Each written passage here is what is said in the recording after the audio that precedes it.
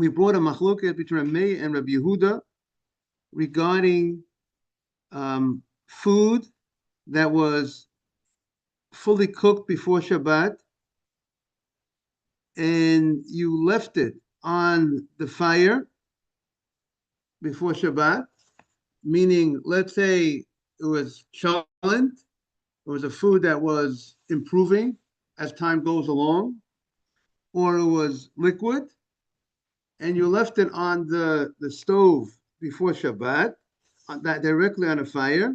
So we had Rameir saying that whether you did it intentionally or unintentionally, you can eat from that food on the Shabbat.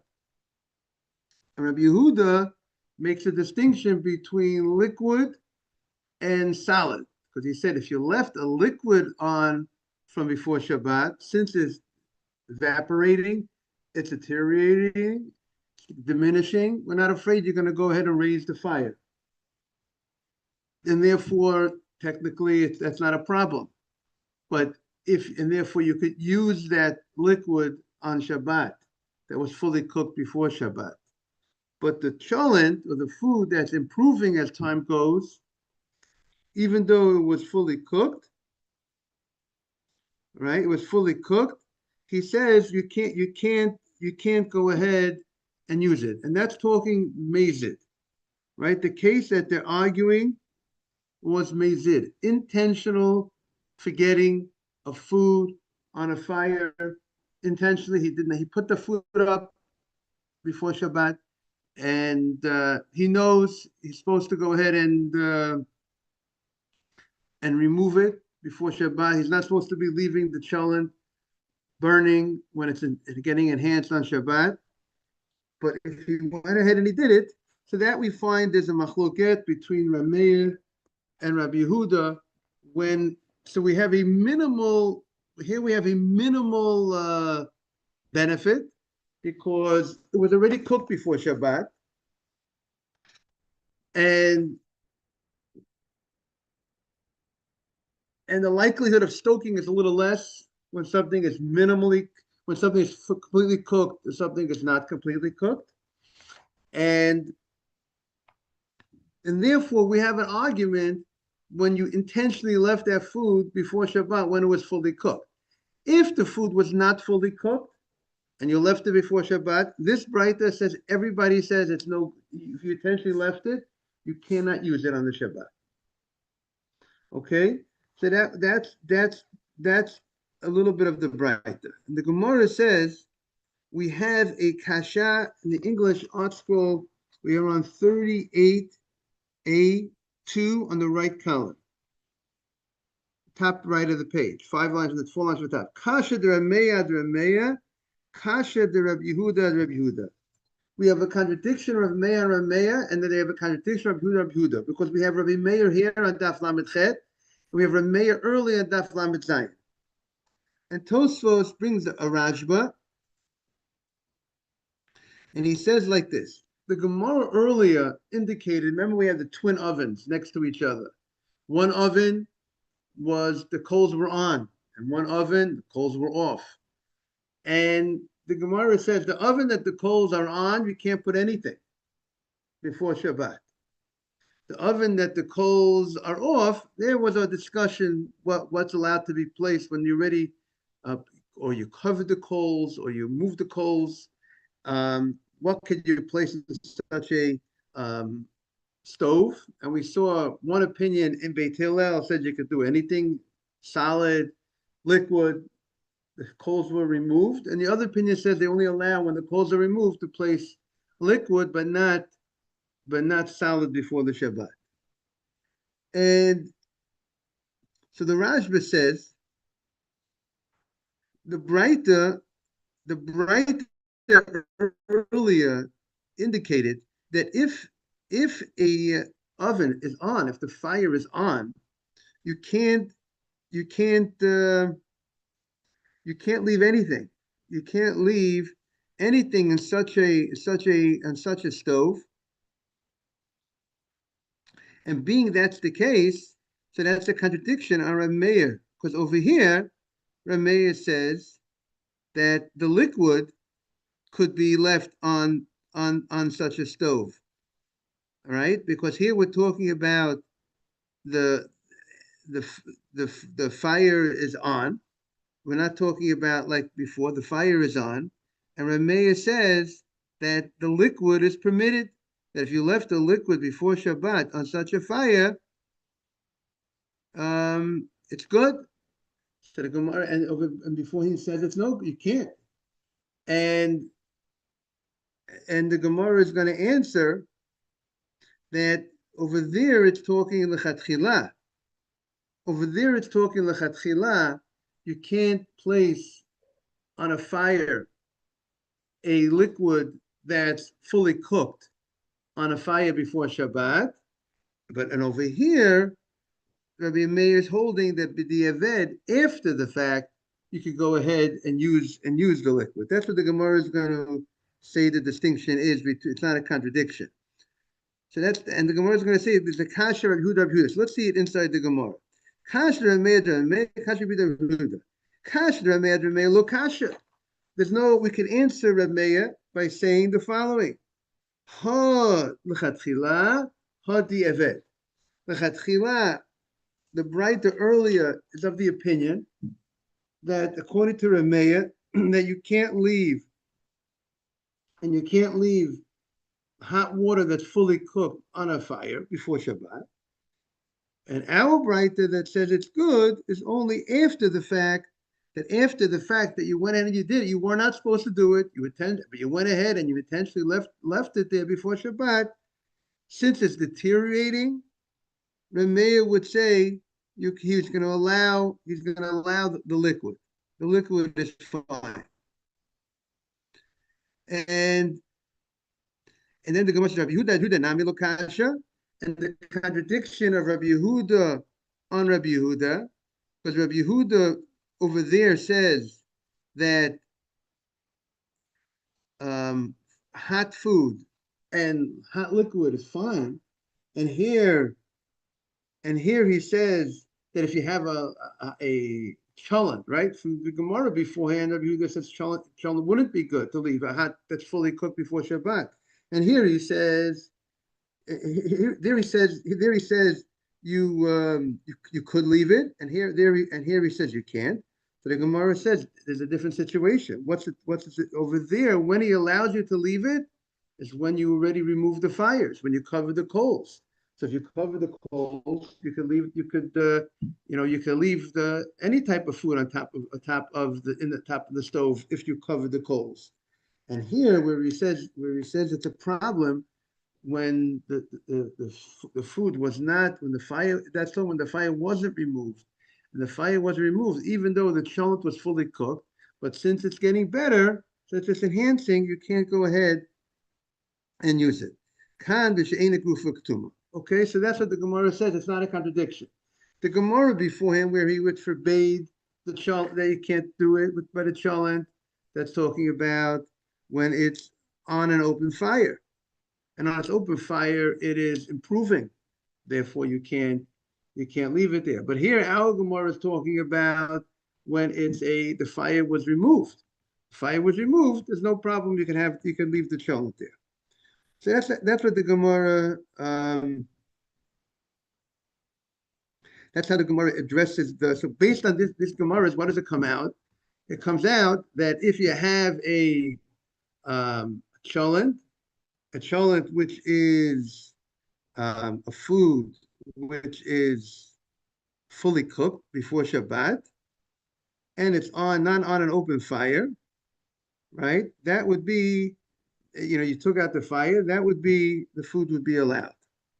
Okay. So the Gemara says, Iboilu, Ava Vishoha. A person went ahead and he violated the law.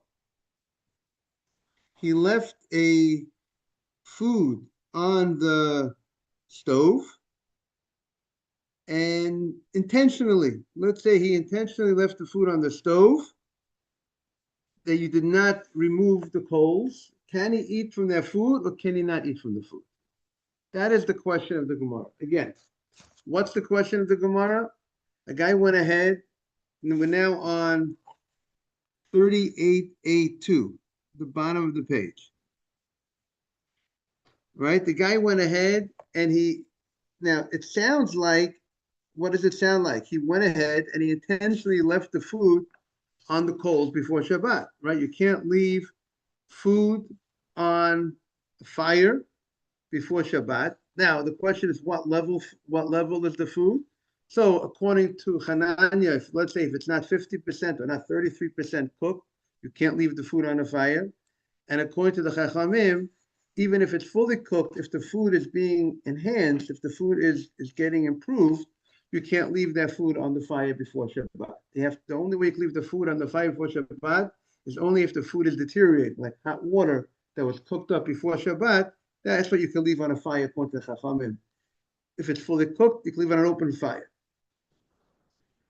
Something is breaking Shabbat, but eating the food is not breaking Shabbat. Right. It's exactly as right. The question here in the Gemara is he broke a rabbinic law of Shabbat by doing something before the Shabbat. We only know because it's after the fact. Because it was rabbinic. I mean, you see, even if it would have been a biblical violation, we have a discussion if a person by mistake cooked something on Shabbat, which he did a biblical prohibition. We have two opinions whether you could use it on Shabbat, since it was done unintentionally, or you can't use that food on Shabbat, right? But in that case, decided that they had to change that and take that away because it's being abused. Right. I mean, ultimately, one and one.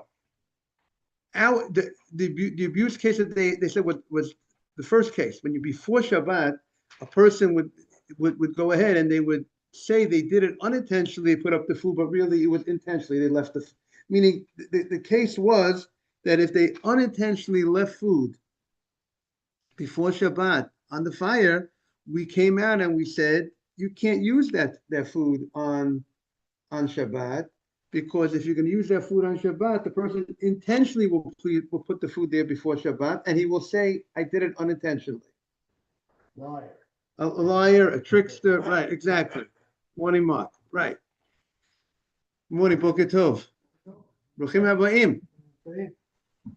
So that is what now. So then you have a good question, right? So what is the Al Gemara's case talking about when the Al Gemara is talking about? Al Gemara, meaning first of all, the commentaries asked, didn't we already address this issue? We already addressed like Adam said. We already said if you the Gemara said beforehand, if you intentionally put food, intentionally did that, everybody agrees that you can. First, we brought a machloket. First, we brought two rabbis had an argument whether. I mean, before that, the Gemara just said maybe because being inactive, even if you intentionally placed it before Shabbat, before it was, let's say, you placed it before it was cooked. Right? You placed it before it was cooked. The Gemara said, and then it cooked. The Gemara brought an opinion that said you could actually use it on Shabbat. If you placed, even though you intentionally did that, because it was a type of sin that when you were inactive, you were supposed to remove it before Shabbat. You're just inactive. So that type of sin, there was an opinion that said you could use it. But then the Gemara showed from a Braita that everybody holds if you intentionally place the food with the intent of that it should be there for Shabbat on an open fire and it cooked, you can't use the food. So the Gemara already seems to establish that. And then also the Gemara established then once they made the Gzeirah that of what you were talking about, that even if you forgot the food, you also can't eat the food. So what if the Gemara's question, because we're afraid you're going to intentionally place it before Shabbat and then it cooks and you're going to say, I forgot. So now the question is, what, and like Mark said, and then the Gemara brought a case where we have a case when it was fully cooked before Shabbat and you intentionally put the food on the fire before Shabbat.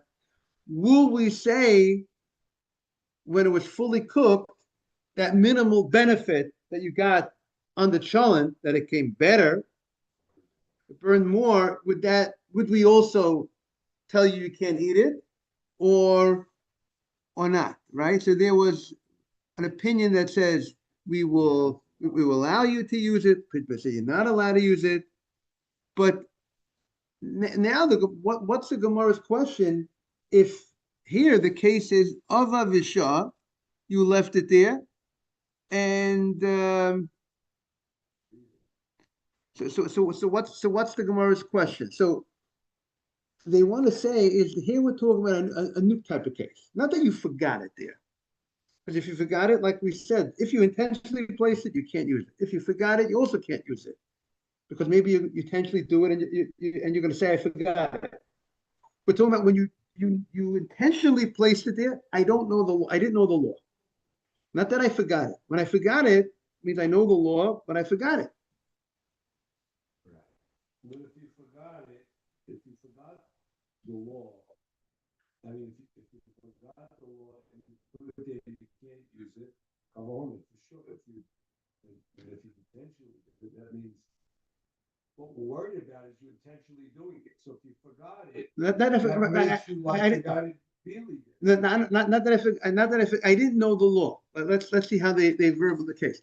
I didn't know I intentionally placed the food on the fire before Shabbat, but I did it without not that I forgot to remove it.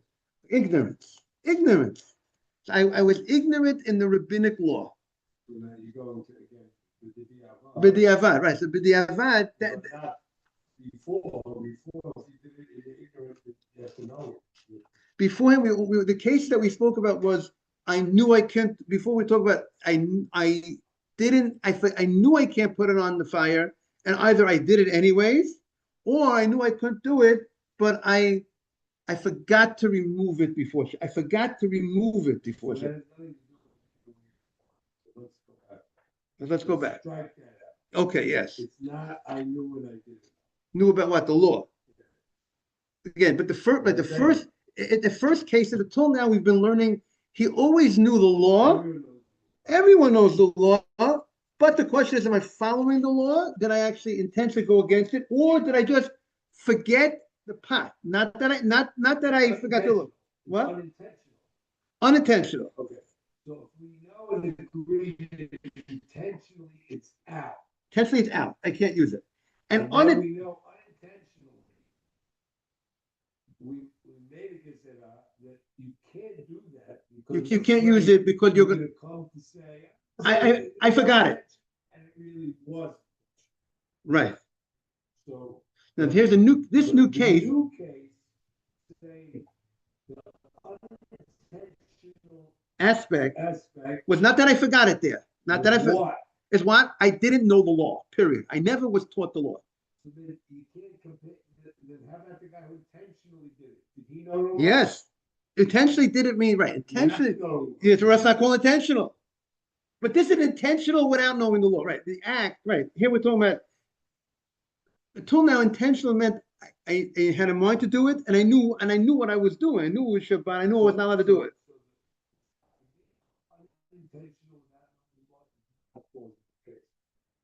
It has to be intentional without knowing. So what do you mean by intentional? Meaning I intended to leave this there to put it on, but I didn't know the law. No, I thought. Right, exactly. Which is, by the way, in Shabbat, in the laws of Shabbat, when we talk about shogeg, what's the case of violating the Shabbat unintentionally that requires a korban chatat, a sin offering, is one of two cases. One, I forgot it was Shabbat. A guy woke up Shabbat morning, and he thought it was Tuesday. He's here for sleep. He's sleepwalking, and he puts on a fire, heats up some water in the middle of the night. He wanted to get a tea, and he heated up boiled water and put a tea kettle on. Right? Why are you allowed to put boiling water on these birds? So everything is done before the Shabbat. I understand it. Right. Still, putting an uncooked cold water. So again, they cook it before the Shabbat. Now the question is, if you're asking the question, if you fill it up right before Shabbat, urn, plug it in, I'll cook. Right, so now Mark is asking, would that be a problem according to what we've learned until now? Would that be would it have to be boiling before Shabbat, or according to Hananya, a third or a half? Right. That if it's hot, then it should be already, it's already reached that level, right? So plugging in, according to what we're learning until now, what would be the allowance? What would we Yes, so now what would be the allowance of now the only does it have multiple settings? Let's remember, meaning the hot tray, the allowance of the hot tray of the because it doesn't have one of the allowances they allow you put on a warming tray before Shabbat was the fact that you can't stoke it because you have nothing to turn, so therefore that's an allowance for that tray. So now the question is, do these urns have multiple settings or one setting? You just put it on. So therefore that should be like the hot tray. That's what I'm suggesting. Based on our learning, I see he's lighting up. The light goes on. But you light it based on what we're learning. We could talk, we could ask more about it, but that's the right. It's like the hot tray, right? You put because he brings down it's a hot tray, but then you know what? That means really, if you cover the knobs, You should be good you could put uncooked. because there's no concern that you might come to raise the. Forget meat, not meat. It could be vegan. It could be beef. It could be whatever you want. Cover the knobs. Right. So the question. Take the knobs out of the game. They were not afraid to do something. Right, I think there are opinions that say it's all about the knobs. So we have, but we're saying it regarding the hot tray. So what and they allow the hot tray any level of cooking. He brings down with the hot tray. Doesn't make a difference what level of cooking you are. All about stoking the coals. Let's be clear. That's We agree at it. This part of it. He says over here. That's the whole thing. That's the whole concern. Always comes back to that. Always comes back to stoking the coals. If there's no concern, if you take all the coals out, for whatever you want. So you can put, but right, and then right, and that's why you can still put that's where the crock pot works, even 0%. So the crock pot. See, let's get to the crock pot. But now, does it have crock pot? Does it have multiple settings? See, it has one. It has one. There's no multiple. See, the question is, does it have? Is it? Could. If you put a foil in it that cover and you try to cover the knob. So my question is, how do you put anything more in there to begin with? Oh, if it's meat, it's not going to be used till tomorrow. so then they're not afraid to stoke the coal. It always goes back to stoking the coal, so changing The temperature, raising the temperature. My answer to everything, cover the knobs. You could put raw potatoes in water and put it on just before Shabbat. As long as you just leave it on the whole time, that's fine. No, leave it on, take it off once. You can't move it around until it's fully cooked. You get nothing. You can't look at it also, and then and if you can't look at it and then recover it, because then the cover. You can't test. You can't check if it's ready or not. Because if you check if it's ready, if it wasn't ready, and now by covering it, now you're increasing the cooking, right? If let's say it was, you want to check if it wasn't fully cooked before Shabbat, and then you check it, Really, take it off once, never put it back. You should be covering knobs. You should be. Cover the knobs. We see it. We can be. Put some. I'm gonna say maybe you put something raw on. What makes them even better? Warm meat, okay, warm meat, or anything you say. because you cover the knots. The whole concern we have every single time it comes back to stoking the cook. We're changing the temperature. We're not gonna change the temperature. It's like, why does it have to be 50% cooked or 100% cooked? Why? You're right, it all comes back to change. There's no inherent. Why? Why? Because if it's 100% cooked, or 50% cooked, or 30% cooked, you're not gonna come to, no. According to those opinions, right? So if I say, forget 100, forget 30, forget 50, go to 0, go to 100, pick your number, I don't care. Cover the knobs, I'm not concerned. Right.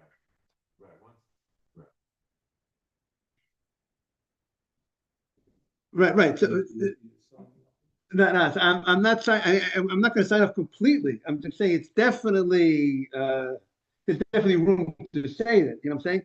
Because the case of the Gemara was we covered the actual fire, right? The case of the Gemara, Book it over again. The case of the Gemara was you put ashes on the fire before Shabbat. You went ahead and you removed the coals, the actual fire itself. But the logic, but the logic that you're saying makes sense. Meaning the Gemara is talking about you cover the actual source of the heat. And here you're not covering the heat. You're leaving the fire going, the open fire, but you are cutting this thing that's sending the question is would people make a distinction in that or not? The logic says there shouldn't be a distinction, but we have to see more we have to look more into it. Here he said the thing of covering the knobs. I'm not making that. Right, and that's because that whole covering up is all because today that is what's controlling the stoke. That's like stoking the coal. That's how you're going to be able to stoke the coals. See, he says all the above applies to leaving a pot on a fire where it's possible to raise or lower its intensity. If one leaves food on an electric warming tray where one has no potential to raise the heat, there is no need to cover its surface with anything. The entire reason for covering the fire is to remind the person not to raise the heat. And this is not applicable to this warming tray. That's about the warming tray. Extend it to everything, right? If I take out the ability to change the temperature. Yeah. So that's why most of the Jewish tools today they just don't have a knob. Okay. The same thing. So it's like basically just that's Yeah, but their temperature again? Could the temperature be raised or can't be? How do you raise the temperature? By pressing a button? What raises that? Like with the hot plates, you just plug it in. Right. That's why the hot plate is great. That's why the hot plate is the ideal thing to use.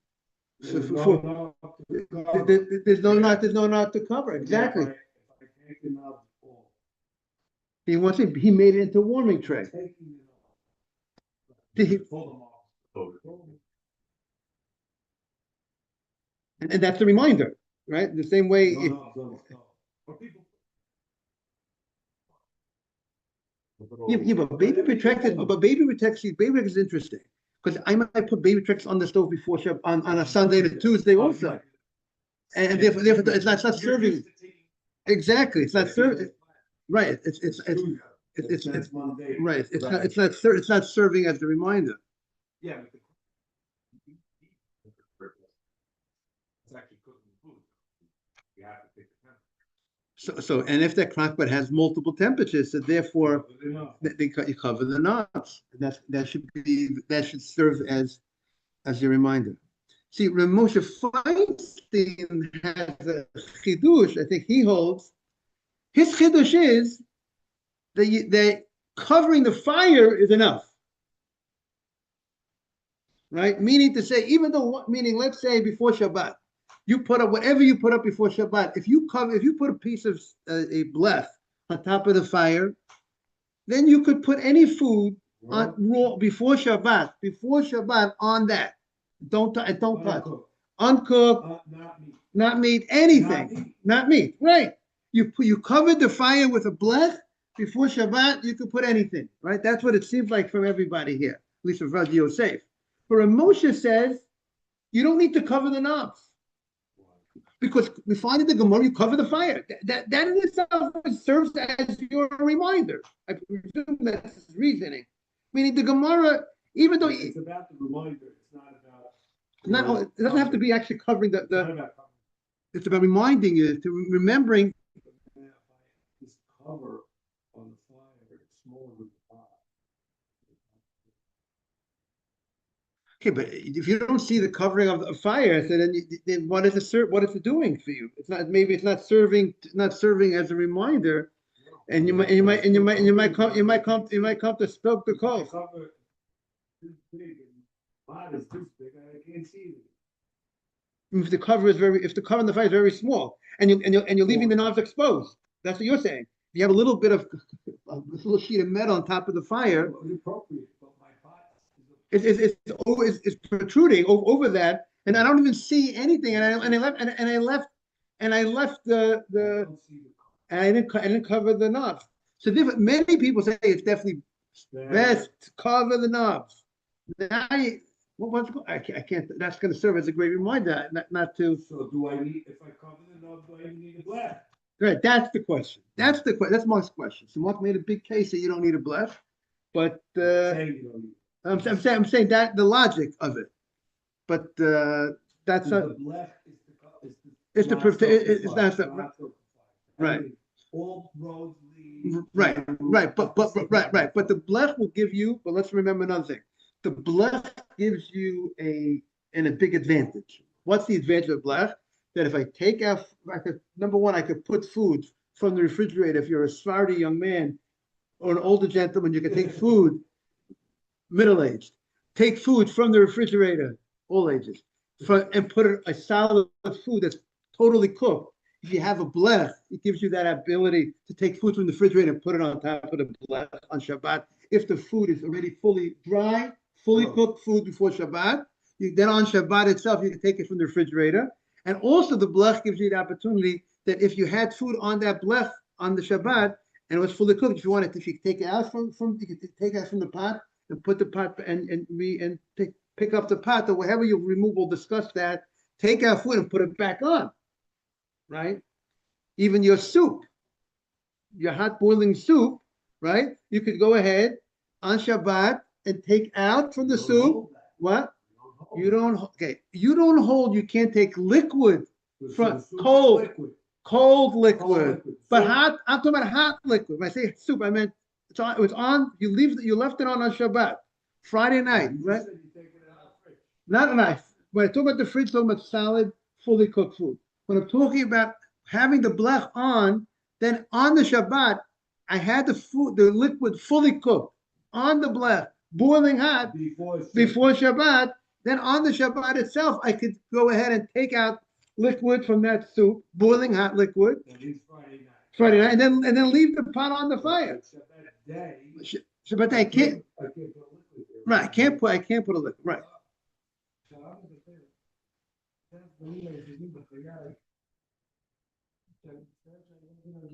Say it again.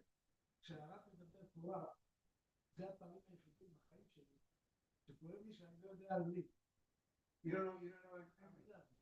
אז כואב לי. לא בביזנס, לא פה, כואב לי שאני לא יכול להבין את הרב. זה כואב. אוקיי, פעם אני אגיד על זה. אז הרב זו ככה, קצת שאני אבין קצת. And I can't understand it. It's you or me. עכשיו, בכל העם רואים את הקולות. רואים. Okay. I hear. Okay. Now we have to go upstairs to pray because it's 7:25. I don't want to make us late. Have a great day, everybody. Okay. Have a great day, everybody. See everybody tomorrow, regular time. I don't know if you want to send today to the group. Say we're right, but whoever missed today, maybe we got to remind them for tomorrow. Take care of yourself. Okay. I'm retired from New Year's. Long retired from New Year's.